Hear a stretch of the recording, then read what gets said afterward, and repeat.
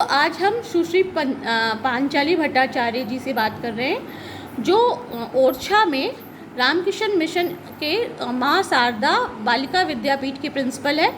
वो 1993 में त्रिपुरा से नारायणपुर आई थी और 1995 में वो ओरछा में आई। तब उस समय सिर्फ 20 लड़कियों के साथ ये स्कूल खुला था।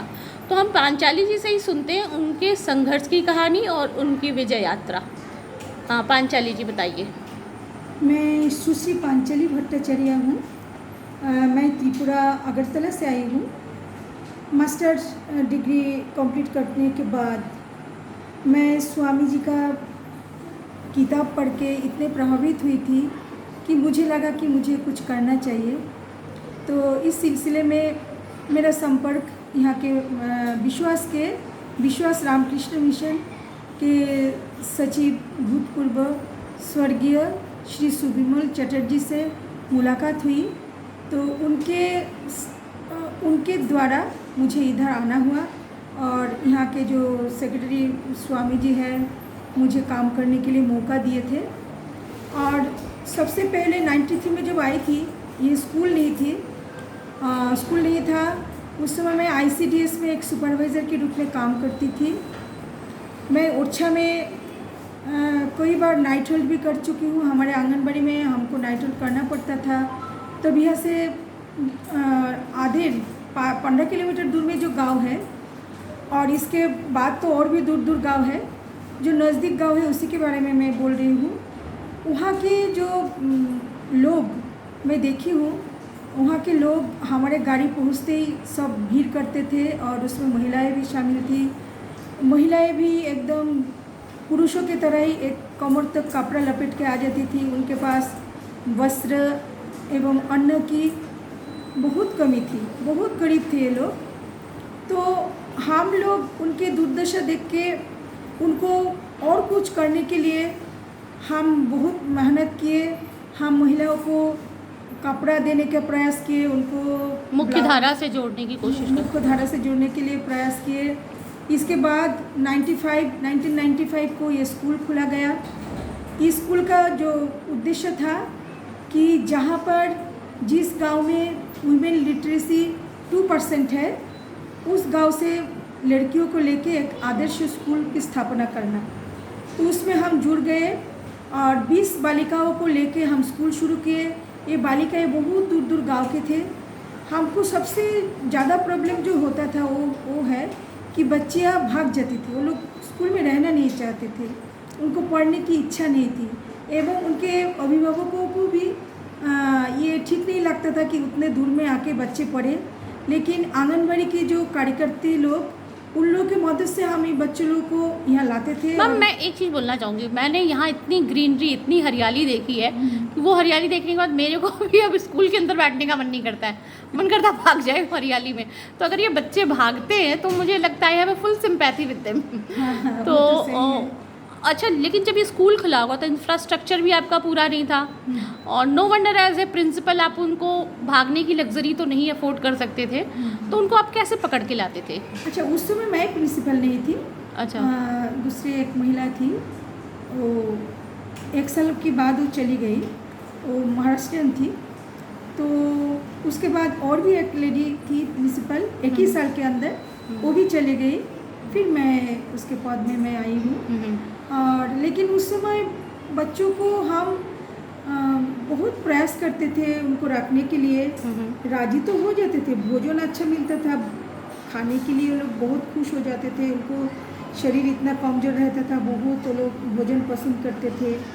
लेकिन उनको सब कुछ देने के बावजूद भी उनको एक खुला वातावरण ज़्यादा पसंद था। और घर से भी माता पिता उनको अपने बच्चों को, छोटे बच्चों को देखभाल करने के लिए उनको बुला लेते थे। तो फिर हमारा जो सेंट्रल गवर्नमेंट का जो स्कीम था, उसमें एक चीज़ था कि उनके पेरेंट्स को प्रोत्साहन राशि दिया जाता था, पैसे दिए जाते थे। हाँ, पैसे दिए जाते थे। तो उसके लालच में, बस उसी के लालच में बच्चे लोग को वो लोग भेजते थे। अच्छा। और वो लोग बुधवार के दिन यहाँ बाजार लगता था, हर महीने लोग आते थे, पैसे ले जाते थे, बस शराब पी के उसको ख़त्म करके चले जाते। तो ये लड़के आते थे, माने पिता आता था या माता आती थी पैसे लेने? अधिक पिता ही आते थे। अच्छा, माता भी आते थे लेकिन तो माताएं खर्च बेवजह करती थी या सिर्फ पिता? पिता, पिताजी अच्छा। लोग, हाँ। इसके बाद हम माताओं को देने के लिए प्रेफर करने लगे। फिर हम देते थे, माता लोगों को ज़्यादा से ज़्यादा देते थे पैसा। और फिर धीरे धीरे बच्चे आने लगे, रहने भी लगे। और फिर भी बहुत मुश्किल होता था हमको, तो 10 साल तक बहुत परेशान होना पड़ा उनको लाने के लिए, उनको रखने के लिए। भागने की प्रवृत्ति बहुत थी, और बच्चों को लाने के बाद भी हमको उनको सब कुछ सिखाना पड़ता था। उनका नाखून बड़ा बड़ा रहता था, बाल बड़ा रहता था, गंदे थे, मतलब नहाते नहीं थे हाँ, होंगे? नहाते नहीं थे। उनको टॉयलेट इस्तेमाल करना से लेके सब कुछ सिखाना पड़ता था। अच्छा, और ये लोग भोजन में सिर्फ भात खाना ही पसंद करते थे, ये भी हम देखे। अच्छा, तेल का सब्जी ये लोग बहुत ज़्यादा पसंद नहीं करते थे, अच्छा, क्योंकि घर में ये लोग तेल का इस्तेमाल नहीं करते थे। अच्छा। तो अब खाते तेल की सब्जी? आप तो खाते हैं, और आप तो पेरेंट्स का भीड़ लग जाता है यहाँ भर्ती होने के लिए, आश्रम अच्छा। में भर्ती होने के लिए, क्योंकि अब उनके मन में एक विश्वास जगा कि हमारे बच्चे यहाँ पढ़ के एक अलग ज़िंदगी उनको मिल रहा है, जो हमारे ज़िंदगी से हट के। वो लोग तो बहुत, कोई सक्सेस स्टोरी होगी यहाँ से पास हुए बच्चे कुछ बने हैं अपने जीवन में? हाँ, जैसे? जैसे हमारे एक बच्ची डेंटिस्ट बनी है, अच्छा, फिर इंजीनियर बनी है, अच्छा, और भी स्वास्थ्य विभाग में नौकरी में है, ANM, नर्स, ये सब बने, टीचर्स बहुत बने हैं। टीचर्स तो आज भी लड़कियाँ बहुत कह रही थी बनेंगे। हाँ, हाँ, हाँ। बहुत बच्चे, बहुत कम लोग ही है जो कुछ नहीं कर रहे हैं। सभी लोग कुछ ना कुछ तो कर रहे हैं, पढ़ रहे हैं। 8वीं तक अगर पढ़ लेते हैं, इसके बाद वो रुकते नहीं हैं, आगे पढ़ाई चालू रखते हैं और कुछ बनते भी हैं। तो मैम यहाँ आपके 8वीं तक कक्षाएं हैं या 10वीं तक? 10वीं तक। 10वीं तक। तो शुरू से ही 10वीं तक था या कि बीच में किया गया? शुरू में तो 5वीं तक था, इसके बाद 8वीं तक हुआ, इसके बाद 2 साल हुआ, 2-3 साल होने जा रहे हैं, जो 9th खुला है। एक बैच निकल गया 10वीं का इस साल, और एक बैच। यहाँ से पास होके बच्चे किधर जाते हैं? नारायणपुर, हमारे रामकृष्ण मिशन। अच्छा, वहाँ पढ़ते हैं। फिर वहाँ से फर्दर वो लोग को पढ़ाई का खर्चा मिशन उठाता है या ये खुद करते हैं? नहीं, मिशन बहुत हेल्प करते हैं, और इनको स्टाइपेंड भी मिलता है। जहाँ स्टाइपेंड नहीं मिलता है वहाँ स्वामी जी कुछ व्यवस्था करते हैं। अच्छा, हाँ। तो मैम कुछ बच्चों का, जैसे भाई या चाचा कोई अगर आगे बढ़ गए, वो लोग भी हेल्प करते हैं बच्चों को अच्छा पढ़ने के लिए। तो मैम आपको इतने साल हो गए, मतलब आप 95 से यहाँ है, ऑलमोस्ट 25 साल होने को हो गए, 25 या 26 साल चल रहा है। तो आपको क्या चैलेंज शुरू के दिनों में फेस करना पड़ता था और क्या चैलेंज अभी फेस करना पड़ता है? चैलेंज वही था कि बच्चों को मन में पढ़ने की इच्छा नहीं थी, उनको यहाँ रहने की इच्छा नहीं होती थी, उनको मुक्त वातावरण पसंद है। लेकिन आज वो हालत नहीं है। आज बच्चे रहने लगे, पढ़ाई भी करने लगे, पढ़ाई के प्रति इच्छुक भी है, स्कूल में आने के लिए पसंद करते हैं लोग। अभी जैसे लॉकडाउन के समय में, लॉकडाउन के कारण घर में बहुत ज़्यादा दिन रहना पड़ा, तो खुद ही स्कूल में आने के लिए बेताब हो गए। हाँ, मैंने महाराज से सुना कि उन्होंने उनको फ़ोन करके कहा कि हम आना चाहते हैं। हाँ। यहाँ पर भी आप लोगों को फ़ोन में आया था? फ़ोन नहीं, जैसे बाज़ार में बुधवार बाज़ार लगता है, उसमें हमारे कोई स्टाफ अगर जाते तो वो लोग भी बाज़ार में आते हैं, उनके पेरेंट्स भी आते, वो लोग पूछते रहते थे स्कूल कब खुलेगा। फ़ोन से भी कोई पेरेंट्स पूछते थे कि बच्चे कब आएंगे, कब स्कूल खुलेगा, इस प्रकार। और अभी क्या चैलेंज है? अभी आपको सबसे बड़ा चैलेंज क्या लगता है बच्चों के लिए? अभी ऐसा लगता है कि बच्चे तो तैयार हो गए, मानसिक रूप से भी तैयार हो गए, लेकिन ये बच्चे को बहुत कुछ बनना चाहते हैं, उसको पूरा करने के लिए हमको उनको अच्छा माहौल देना, व्यवस्था करना। जैसे हमारे स्कूल में बहुत कुछ कमियां हैं, टीचर्स की कमी है, 10 क्लास है, 10 ही टीचर है। फिर और भी कुछ चाहिए, ऑनलाइन पढ़ाई के लिए सुविधा चाहिए। आजकल इंटरनेट की जो युग है, वो सुविधा हम बच्चों को नहीं दे पा रहे हैं। मतलब स्मार्टफोन नहीं है? हाँ, स्मार्टफोन नहीं है, बच्चों को हाथ में नहीं दे पाते, या कॉन्फ्रेंस जैसे जो क्लास लगता है वो भी हम करा नहीं पाते, स्मार्ट क्लासेस नहीं है। स्मार्ट क्लास नहीं कर पाते, ये सब की बहुत ज़रूरी है। अच्छा। कंप्यूटर की भी जरूरी है, ज़रूरत है, ये सब चीज़ देना चाहिए। अभी बच्चे तैयार हो गए, मानसिक रूप से वो लोग बिल्कुल तैयार है आगे बढ़ने के लिए। अभी पढ़ाई से लोग पीछे नहीं हटते, वो लोग बहुत आगे बढ़ना चाहते हैं, उनमें इतना उत्साह है। अभी ये सब की सुविधा हमको उनको देना चाहिए। मैम ये आपका पूरा ऑल गर्ल्स स्कूल है, इसमें सिर्फ लड़कियां ही लड़कियां हैं, 324 या 26 आपकी लड़कियां हैं, तो इतने बच्चों को आप कैसे मैनेज करते हैं? हम तो दिन रात ही इनके साथ रहते हैं, घर जैसे महसूस होते हैं। बच्चे इतने अच्छी हैं कि उनको डिमांड बहुत कम है, ईगो बहुत कम है, इतने प्यारे बच्चे हैं। हमको कभी नहीं लगता कि हम शोरगुल में हैं। इनके साथ रहने से हमारे मन अपने आप रिचार्ज हो जाता है, बहुत अच्छा लगता है। तो मैनेज करने के लिए मुश्किल नहीं होता है। और बड़े जो लड़कियों का हम टीम बनाए हैं, बड़े बच्चे छोटे बच्चों को देखभाल करते हैं, उनको ग्रुप बांटा गया कि तुम इस क्लास के बच्चे को देखोगे। इनका हॉस्टल में भी मॉनिटर बनाया गया कि तुम्हारे क्लास के बच्चे जो ब्रेकफास्ट नहीं किए, दोपहर का खाना नहीं खाए, रात को खाना नहीं खाए या बीमार है, तुरंत हमको सूचित करो।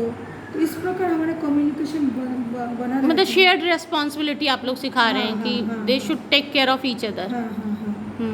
तो मैम जैसे ये लोग जब घर जाते हैं और ये जब घर से वापस आते हैं तो क्या चेंज आप इसमें देखते हैं?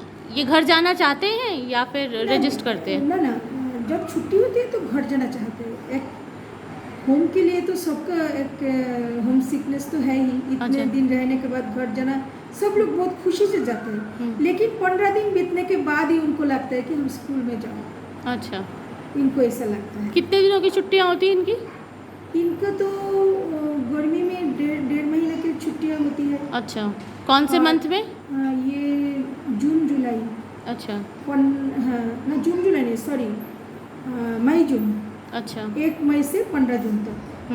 16 जून से स्कूल खुल जाता है। तो जब ये वापस आते हैं तो फिर इनमें क्या चेंजेस, कुछ परिवर्तन दिखता है?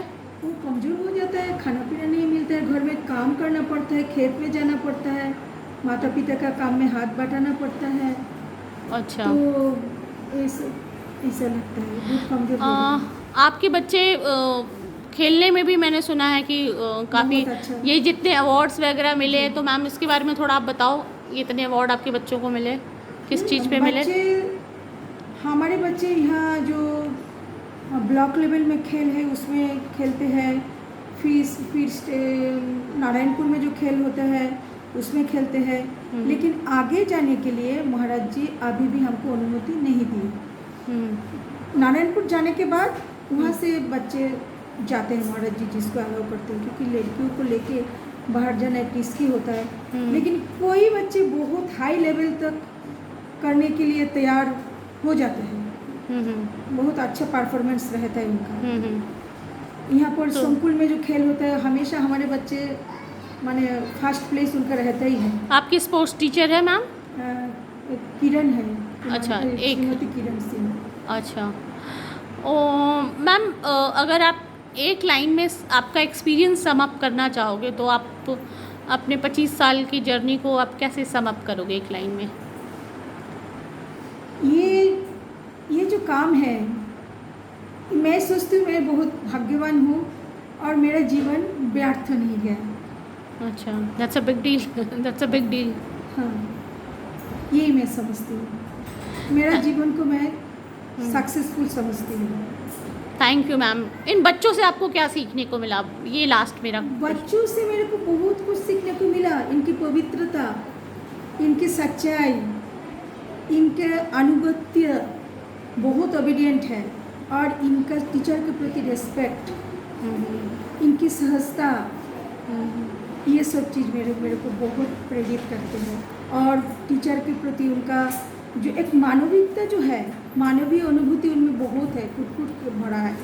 उनके फ्रेंड्स के लिए कोई टीचर, कोई कर्मचारी हमारे स्कूल के अगर बीमार पड़े या कुछ तकलीफ में हो, तुरंत जाके वो लोग उनको सेवा में लग जाते हैं। अच्छा, सेवा भाव बहुत है। सेवा भाव बहुत है। Thank you ma'am, thank you for sharing your valuable experience.